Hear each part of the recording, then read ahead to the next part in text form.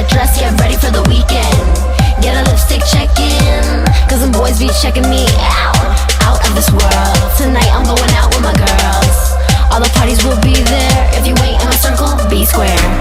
Tonight I will just let go and lose control, cause we are young and free. Got my boys on the left, got my girls on the right. Your girl tour, I hit the floor, they want more, so we party all night.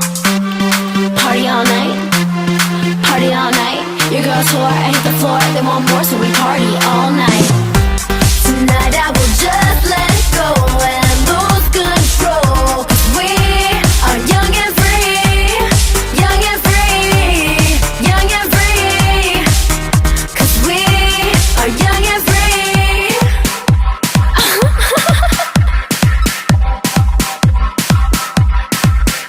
Got my lipstick, blush, and mirror, so I stay fresh. I keep tabs on what the guys say, don't make no mistake, I am pressed. All my girls are on the scene, we just young and wild and free, so put your hands in the air. I'm a vision you can stare. Tonight I will just let go and lose control, cause we are young and free. Got my boys on the left, got my girls on the right. Your girl tour, I hit the floor, they want more, so we party all night. Tonight I will just let go and lose control, cause we are young and free, young and free, young and free, cause we are young and free.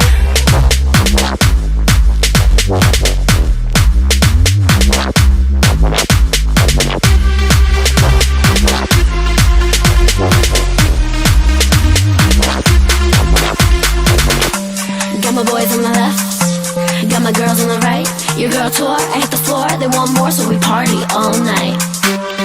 Party all night, party all night. Your girl tour, I hit the floor, they want more, so we party all night. Tonight I will just let go and lose control, cause we are young and free, young and free, young and free, cause we are young and free. Tonight I will just let go and lose control, cause we are young and free, young and free, young and free, cause we are young and free. Tonight I will just let go and lose control, cause we are young and free, young and free, young and free, cause we are young and free. Tori Lynn is a dancer, a singer, and an actress. Now, Tori, you do all of that. What was it that came first for you? Well, when I started dancing first, and I Okay. was at the age of 3. Oh, wow. So I've been dancing for a really long time, and then singing came along like around the age of like 12.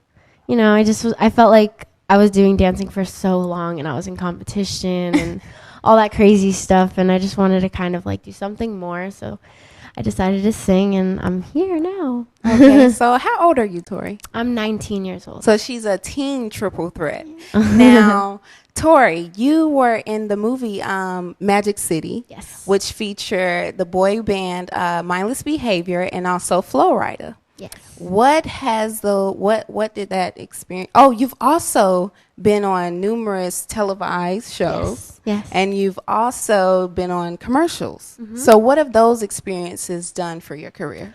I just feel like every experience that I do or every opportunity I get helps me to grow, and you know, it just gives me a look on things to come in the future. So it's really cool experience though. I had a lot of fun with all those things. Okay.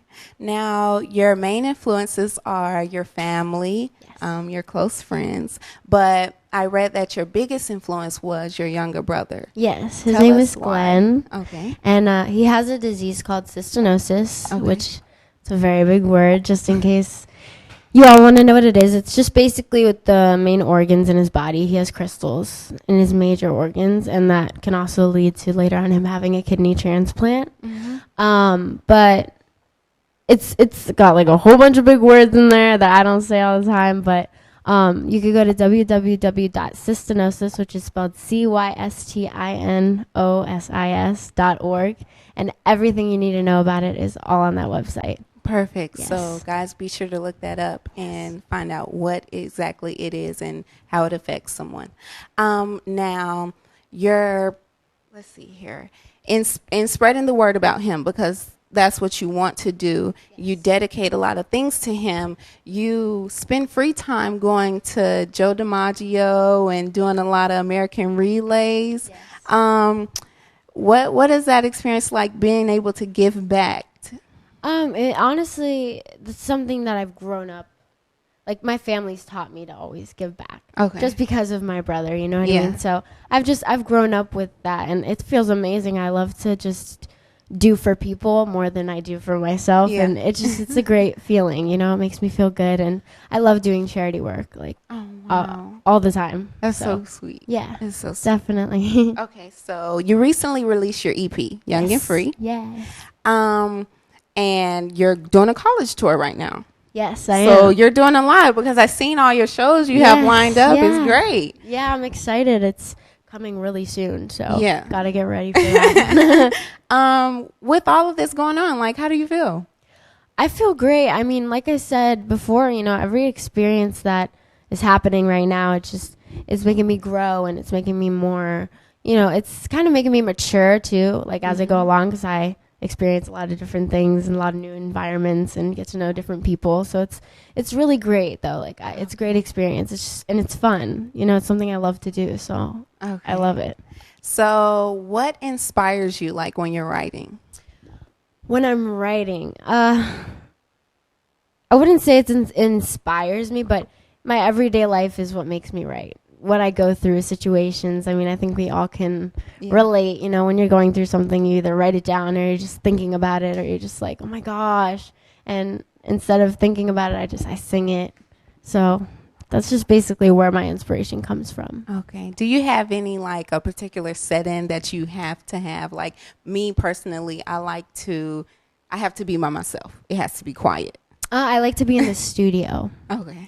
It's just like, it's a good vibe. I'm somewhere I love to be, and it's just like quiet, like you said. Yeah. But I like people to be around me. I don't know what it is. Yeah. I like people to be around me because, I don't know, like, sometimes I like to get feedback from other people or like on how it sounds or this or that.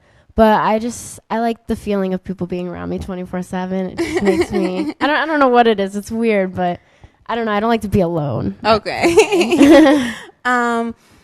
Do you have any upcoming things? Because I know you just released your EP, but do you have anything, like, are you working on something new? I'm always in the recording studio working on new things, and you'll just have to wait and see. Okay. Yeah, I know. You hate the having to wait, but it'll be great once you hear it all. Okay. So what, like, you don't have you are working on some things new, you said. Where can we get Young and Free? Young and Free, you can get on iTunes right now, which is with the rest of my EP. It's under Young and Free. That's what it's called. And it's where you can get it, or you can get it, you know, listen to it or download it off of like SoundCloud, things like that. So where is your next show going to be? My next show is going to be where you can see it. You can see where my next show is going to be on my website. But the next big thing I have going on is, of course, the tour. I always get shows like every weekend, though. So there's always new things that are popping up. So I never really know. But my website will tell you everything. That's www.iamtorilyn.com. And it shows everything you need to know, including my social media and where I'm going to be next. Okay, but for the people, you have some lazy people out there. Please tell them how to spell Tori Lynn and what exactly your social media is. Tori Lynn is spelled TORILYNN. And your social media? My social media is real_IamToriLynn. That's my Instagram, along with my fan page on Instagram, which is Tori Lynn fan page. And Twitter, I am Tori Lynn. And the rest is pretty much the same thing. I am Tori Lynn. Repetitive. The hardest one is the real_I am Tori Lynn. But okay. No, but that's a good way to keep everything the same, you know? Yeah. So I just like to thank you for coming out to the Ms.Dria show. Thank you so much. I had so much fun. I'm glad you invited me. And whenever you're ready to come back, you can come back. Of course, I'll be back tomorrow, okay? Okay. Okay, so we usually like to do this thing where we show a clip and we ask you, what do you think? Oh, gosh. So we're going to have a what do you think clip. Okay, let's do it. Wild story of the Texas plumber whose company truck, with its logo and phone number still on it, somehow ended up in the hands of ISIS fighters and in a propaganda video. He is now suing the dealer that resold the car, and ABC's David Wright is here with that story. Good morning, David. Good morning, Robin. You know, they say there's no such thing as bad publicity. Well, let me tell you about this plumber. He's had free advertising worldwide of the worst sort. His pickup truck ending up on the front lines of Syria, featured prominently in ISIS propaganda. So he's now filing suit. The black Ford F-250 still has his logo, but the dudes who now drive it clearly aren't interested in fixing any leaks. My secretary called me and said, "You can't believe this." That's his old truck, now 7,000 miles away from Texas City, Texas, with quite the gun rack in back. There it is in action. ISIS militants firing the anti-aircraft gun, the logo, and the company phone number as clear as the intentions of those ISIS militants in the ski masks. I really at first thought it was just somebody playing with us. The plumber, Mark Oberholzer, says when he traded in the truck to a dealer, they told him they'd rather remove the decal so as not to risk scratching the paint. But when these pictures started popping up on extremist Twitter feeds a year ago today, it became clear the dealer never removed it. Tracking the truck on the used car site Carfax, it went from an auction in Houston, Texas, to Mersin, Turkey. From there, ending up somewhere near Aleppo, Syria, in the hands of jihadists. Oberholzer says death threats started pouring in over the switchboard. She was getting constant calls, threats, nothing about plumbing. Now those photos pop up on his Yelp page. They even made it onto the final episode of the Colbert Report. Yes, a Texas plumber's work truck showed up in Syria. Although pickup truck, desert, giant machine gun, that could still be Texas. The plumber is now suing the dealer for $1 million, claiming Mark I's revenues were lost and the company's reputation was irretrievably damaged. The plumber says this was free advertising he could do without. I don't need this press, and I don't need the threats to my family. Well, the plumber was even questioned by the FBI and Homeland Security about this. Of course, we reached out to the dealership AutoNation, which essentially blamed the auctioneer. They say that the truck was sent out for auction as soon as it came in, the dealer adding, "It is unfortunate that the customer has had to go through this." You don't say, right? Oh, yeah. We're going to bring in Dan Abrams to see what he has to say about this. I mean, you feel for the guy. Yeah, but legally, where does he stand? You can understand why he's Sure. furious, upset. There's no question there's sort of damages here, but that doesn't necessarily mean you can hold the dealership responsible. It's a tough legal case. They're throwing all sorts of possible legal theories here, hoping that one's going to stick. But the key question is, was it negligent? Meaning, should they have known better, in effect, than to allow this to happen?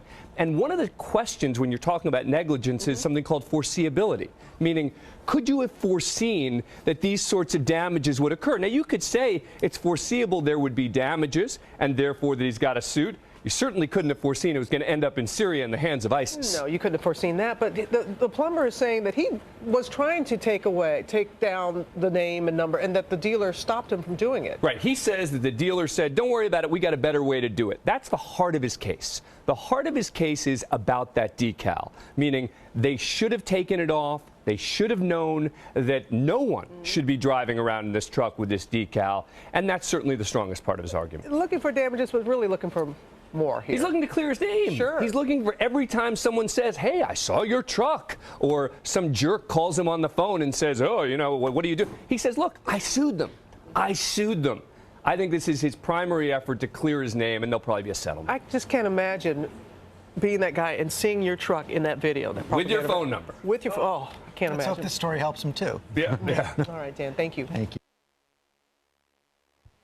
Now, that was crazy. Me and Tori was just talking about it.